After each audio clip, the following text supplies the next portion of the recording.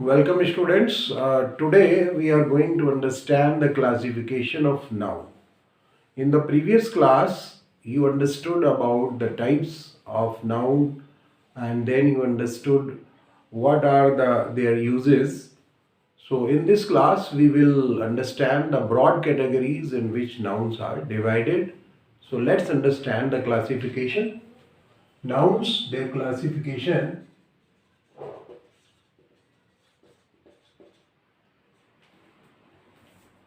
There are five types. There are five categories in which nouns are broadly divided.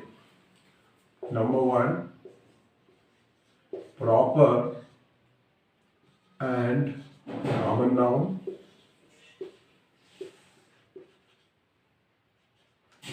First category is proper and common noun. Second one,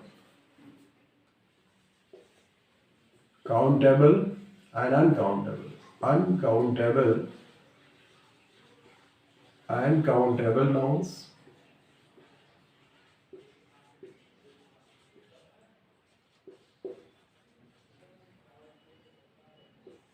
Next category, collective noun.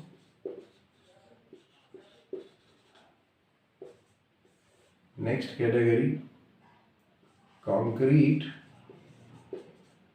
and abstract noun.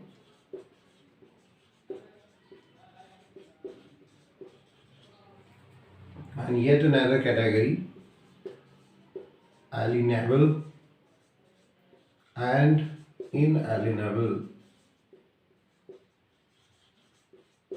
noun.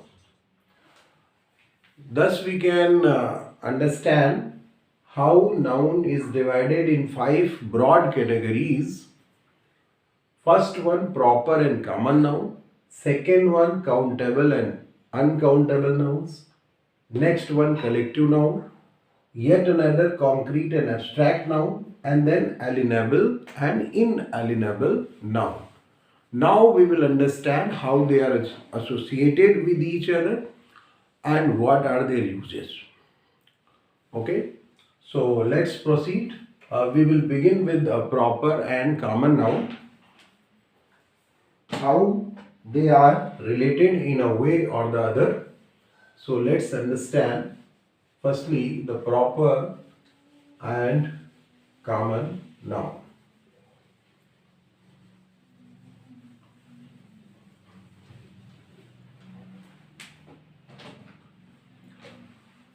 You know that proper noun is the name of some person, place or thing. We can say it gives some unique entitles to some person, thing or some place. So proper noun, what is the connection and difference? Proper noun is the name of unique entitles given to a person, place or thing. Example, India, cricket,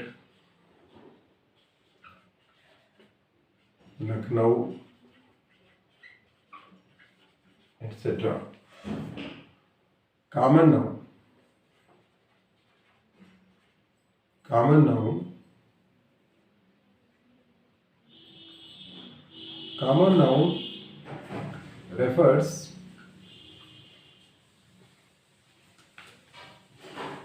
to the name of a class. Name of a class or category of certain persons, animals or things.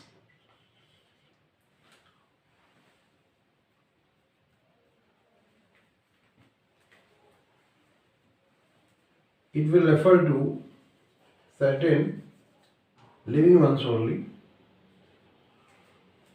For example, child, parents,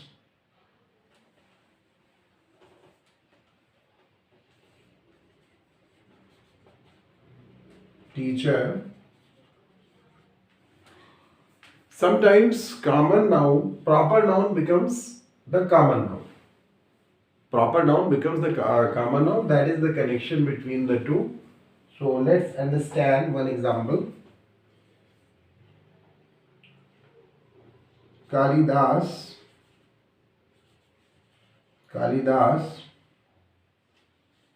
is called the Shakespeare of India.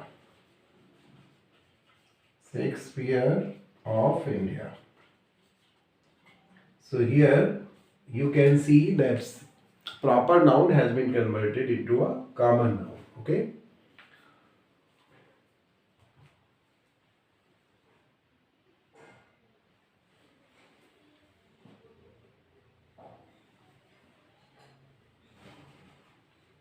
Here instead of saying person and thing, because they are themselves common nouns, so certain entities. Okay. And here you can write animal and persons, because animal and persons, these are itself, these are common nouns. They themselves are common nouns. So you should use the term entities. Now we will understand another category. Before we proceed further, you just understand that proper noun provides unique entitles. It means unique names. Okay. To persons, things and places. Common noun provides the name to a certain class or a category of entities, means living beings. Here it doesn't tell you any gender. You can't say whether male or female. It's a general name. We can say it's a general name. Common name means it's a general name that is given. Child, parents, teacher, animal, persons. What is the special case? That sometimes the proper noun becomes the common noun. For example, Shakespeare is a name, but here it is used as a common noun. Kalidas is called the Shakespeare of India. It simply means the greatest dramatist. Okay. So now let's proceed and understand the next category, which is countables and uncountables. You know that countable means count nouns, the nouns which can be counted, or we can say the nouns which take some numeral, some quantifier. Countables are those which take some numeral, which they take some quantifier, or which take some article to represent some single unit or multiple units. And uncountables are those which represent the quantity, which don't take any numeral, or you can't give any numeral to them. They will not take any article, no numeral. Okay, so let's understand. Second category, uncountables and countables.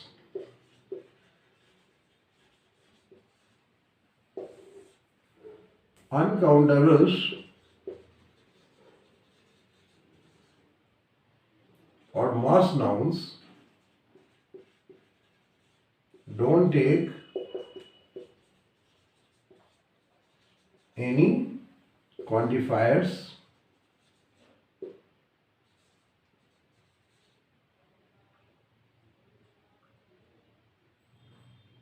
indicating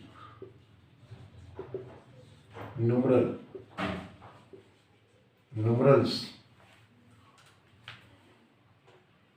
or articles.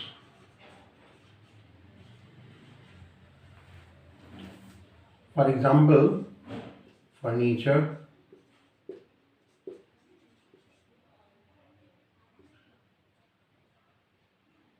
grain,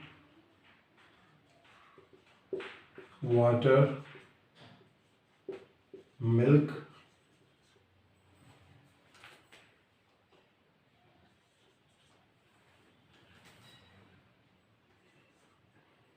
see the example just understand the example of countables. What are the countables? Let's firstly understand and then we will have example. Countables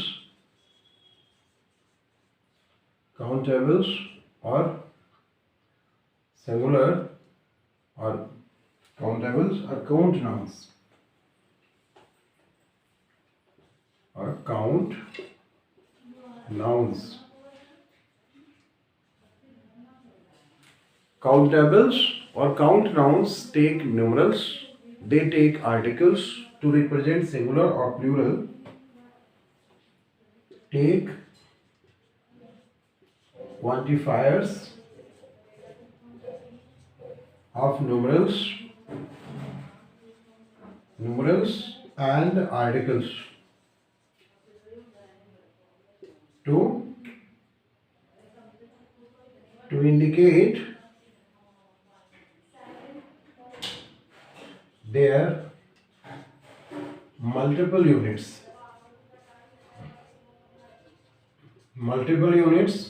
or single unit. Whether these are in singular or in plural, it is indicated by the quantifiers of numeral. Okay, an apple, 3 cows,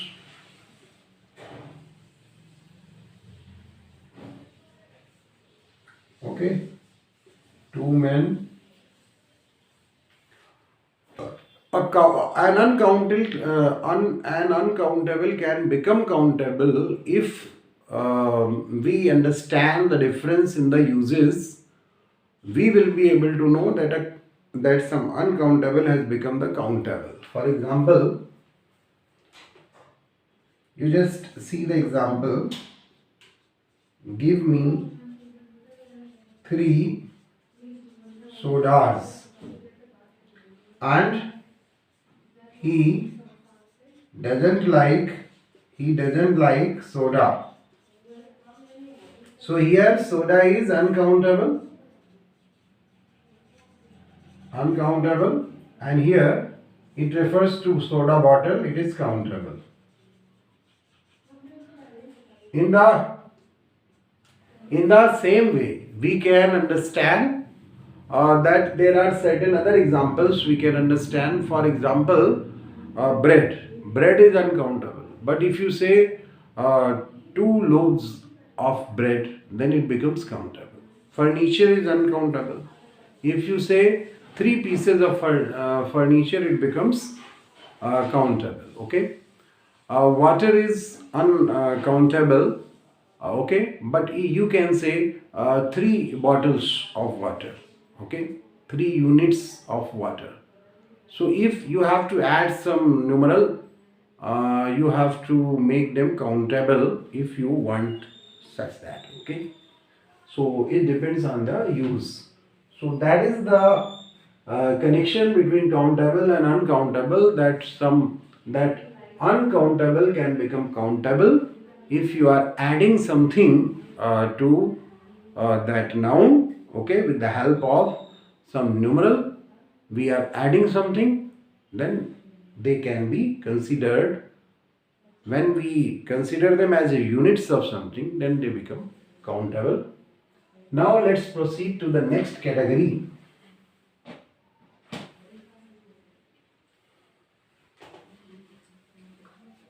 In the next category, as we have already understood,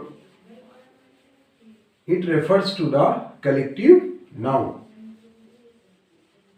You know collective noun.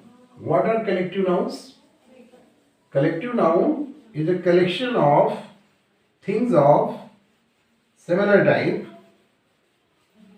Things of similar type are put in same under the name of same category.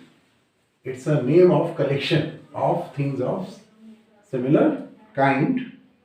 So let's understand.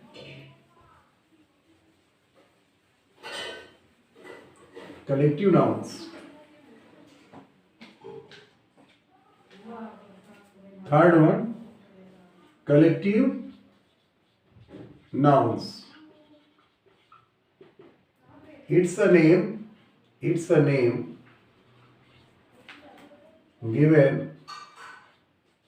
to the collection of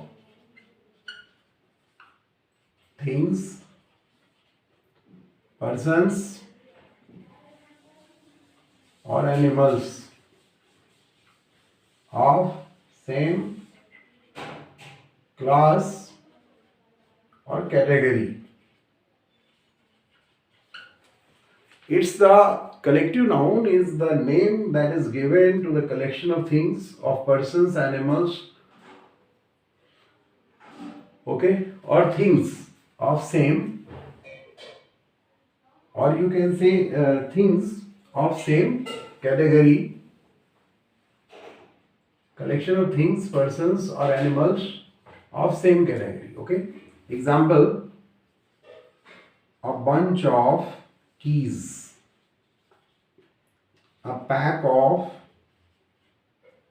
wolves, a pride of lions, a fleet of cars. A fleet of cars. Okay. Now, one more thing that we need to understand, that they represent a single name. That means a single name is given to the collection of things, so they look singular. They are used as singular, but they give sometimes the meaning of plural also. So when they give the meaning of plural, they indicate the individual opinion. Okay, and when they give the meaning of singular, that means they take singular verb, then they represent one unit as a whole. For example, when we want to emphasize individual opinion, then it takes plural verb. When we want to emphasize the unitary opinion or the collective opinion, then it takes singular verb. So let's see. The example, the jury were divided in their judgment. The jury was unanimous in its judgment.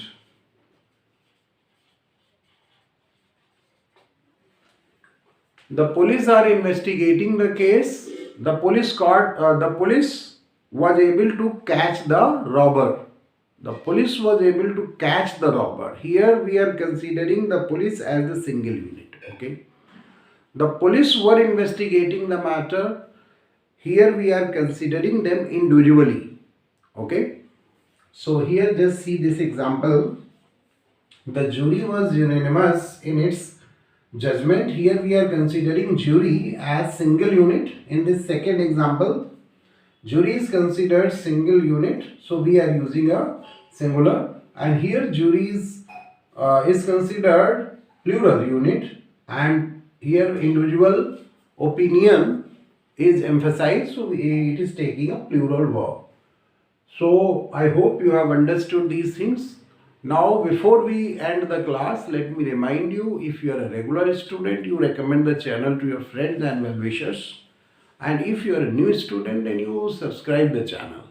In the next class, we will understand about inalienable nouns and alienable nouns. And after that, we will understand concrete nouns and abstract nouns. So keep watching. Thank you.